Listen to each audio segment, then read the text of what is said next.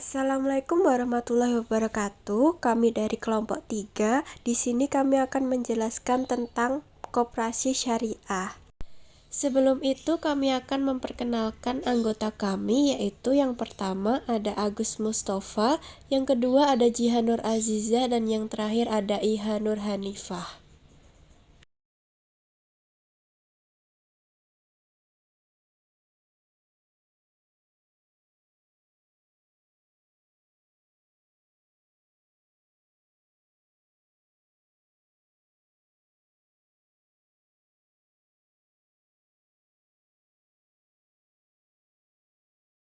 Pengertian koperasi secara etimologi, koperasi berasal dari kata dalam bahasa Inggris yaitu kooperatif, merupakan gabungan antara dua kata yaitu co dan operation. Koperasi syariah secara teknik bisa dibilang sebagai koperasi yang prinsip kegiatan tujuan dan kegiatan usahanya berdasarkan pada syariat Islam yaitu Al-Quran dan As-Sunnah.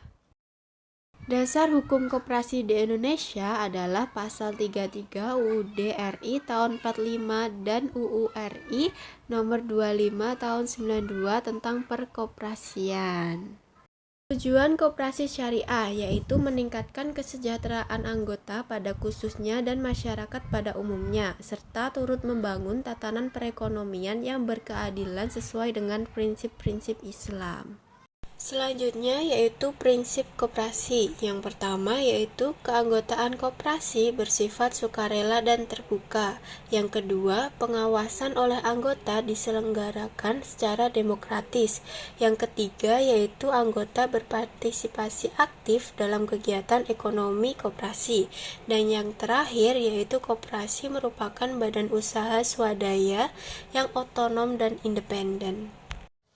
Berikutnya, landasan koperasi. Landasan koperasi syariah antara lain yang pertama, koperasi syariah berlandaskan Pancasila dan Undang-Undang Dasar 1945. Yang kedua, koperasi syariah berasaskan kekeluargaan dan koperasi syariah berlandaskan syariah Islam yaitu Al-Quran dan As-Sunnah. Perbedaan antara koperasi konvensional dan syariah. Menurut pembiayaan, koperasi konvensional itu ada bunga, sedangkan koperasi syariah ada bagi hasil. Sedangkan dari aspek pengawasannya, koperasi konvensional itu pengawasan kinerja, sedangkan koperasi syariah itu pengawasan syariah. Sedangkan penyaluran produk itu koperasi konvensional berupa kredit atau uang atau barang, sedangkan koperasi syariah menjual tunai barang. Selanjutnya, fungsi sebagai lembaga. Jika menurut koperasi konvensional itu tidak ada, sedangkan koperasi syariah itu ada. Dan zakat tidak ada, sama-sama keduanya. Selanjutnya, produk dan jasa koperasi syariah. Jadi yang pertama ada simpanan pokok. Nah, simpanan pokok ini merupakan modal awal anggota yang disetorkan, di mana besar simpanan pokok tersebut sama dan tidak boleh dibedakan antara anggota. Nah, untuk simpanan pokok ini, koperasi syariah menggunakan akad musyarakah. Yang kedua, ada simpanan wajib. Simpanan wajib masuk dalam kategori modal koperasi, sebagaimana simpanan pokok, di mana besar kewajibannya diputuskan berdasarkan hasil syuro atau musyawarah antar anggota. Selanjutnya, yang ketiga, nah ini ada simpanan sukarela. Jadi simpanan sukarela ini merupakan bentuk investasi dari anggota atau calon anggota yang memiliki kelebihan dana kemudian menyimpannya di koperasi syariah. Nah, bentuk simpanan sukarela ini memiliki dua jenis karakter, antara lain bersifat akad wadiah atau akad titipan. Yang kedua ada bersifat investasi dana. Tersebut ditujukan untuk kepentingan usaha dengan mekanisme bagi hasil atau mudharabah. Nah, selanjutnya yang keempat ada investasi pihak lain. Nah, investasi pihak lain adalah pembiayaan yang diterima yang berasal bukan dari anggota dengan menggunakan akad mudharabah ataupun musyarakah. Secara umum, prinsip bagi hasil dalam koperasi syariah dapat dilakukan dalam 4 akad, yakni al-mudharabah, al-musyarakah, al-muzarah, dan juga al-musaqah. Akad bagi hasil yang dipakai dalam kegiatan penyaluran dana, kopotren, as-salam, hanya al-mudharabah dan juga al-musyarakah. Yang pertama ada al-mudharabah. Al-mudharabah adalah akad kerjasama usaha antara dua pihak di mana pihak pertama menyediakan seluruh 100% modal, sedangkan pihak kedua menjadi pengelola.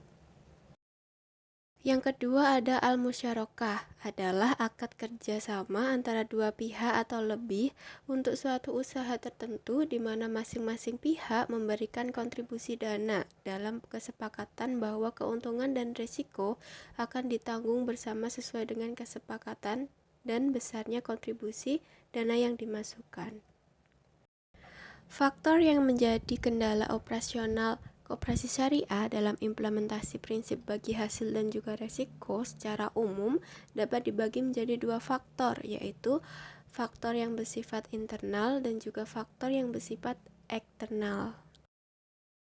Faktor internal yaitu yang pertama ada sumber daya manusia atau SDM, dan yang kedua ada manajemen, dan yang terakhir ada teknologi.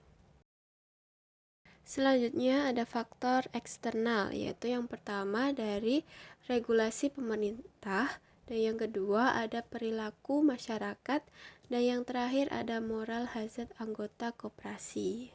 Selanjutnya yaitu ada solusi yang bisa digunakan dalam menghadapi beberapa kendala dalam koperasi syariah, yaitu yang pertama melakukan beberapa training terhadap beberapa pegawai untuk memperdalam pengetahuan terhadap manajemen ekonomi syariah.